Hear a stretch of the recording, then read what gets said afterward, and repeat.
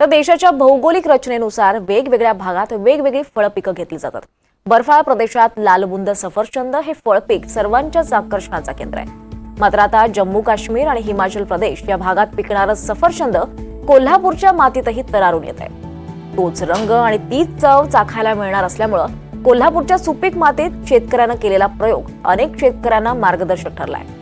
हातकणंगले तालुक्यातील येळगुड गावातील शेतकऱ्यानं प्रायोगिक तत्वावर केलेली ही शेती आहे।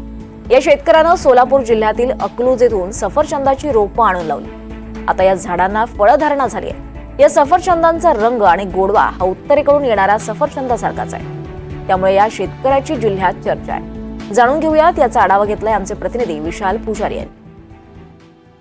हिमालयासारख्या भागामध्ये सफरचंदाची शेती मोठ्या प्रमाणात असल्याचं पाहिलं जातं। मात्र याच सफरचंद शेतीचा प्रयोग कोल्हापुरातल्या एका शेतकऱ्याने केलेला आहे। याच ज्या शेतकऱ्यानं सफरचंदाची जी शेती केलेली आहे त्या शेतामध्ये आहे सफरचंद आपण पाहतोय। आता या सगळ्या पूर्ण शेतामध्ये त्या शेतकऱ्यानं जी सफरचंदाची शेती केलेली आहे त्याच शेतामधली सगळी दृश्य जी आहेत ती आपण पाहतोय। जवळपास या कोल्हापुरातल्या येळगुड या गावामध्ये या शेतकऱ्यानं ही शेती जी आहे ती केलेली आहे। खरं तर जवळपास या सगळ्या भागामध्ये तरी हवामानाचा जो परिणाम असेल तो परिणाम किंवा तापमानाचा परिणाम असेल या सगळा अभ्यास करून या शेतकऱ्यांनी ही सफरचंदाची शेती जी आहे ती केलेली आहे। खरं तर गेल्या अनेक वर्षांपासून सफरचंदाची नवीन नवीन प्रयोग जे आहेत ते महाराष्ट्रामध्ये होत असताना पाहायला मिळतात आणि त्यापैकीच सोशल मीडियावर या सफरचंदाच्या शेतीची माहिती घेऊन या शेतकऱ्यानं ही सफरचंदाची शेती जी आहे ती या ठिकाणी केलेली आहे। माझ्यासोबत या ठिकाणी ज्या शेतकऱ्यांनी ही सफरचंदाची शेती जी आहे ती केलेली आहे ते शेतकरी आहेत। त्यांच्यासोबत आपण संवाद देखील साधू की कशा पद्धतीने त्यांनी ही शेती केली। नमस्कार। नमस्कार। NDTV मध्ये तुमचं स्वागत। नमस्कार। तर काय नेमकं कशा पद्धतीने तुम्ही हा शेतीचा जो प्रयोग आहे तो केला, काय नेमकं?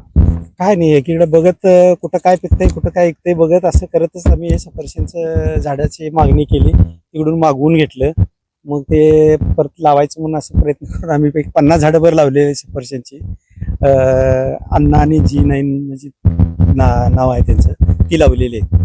ह्या वर्षी प्रत्येक झाडाला एक 25, 30, 35 वर फळं लागलेली आहेत।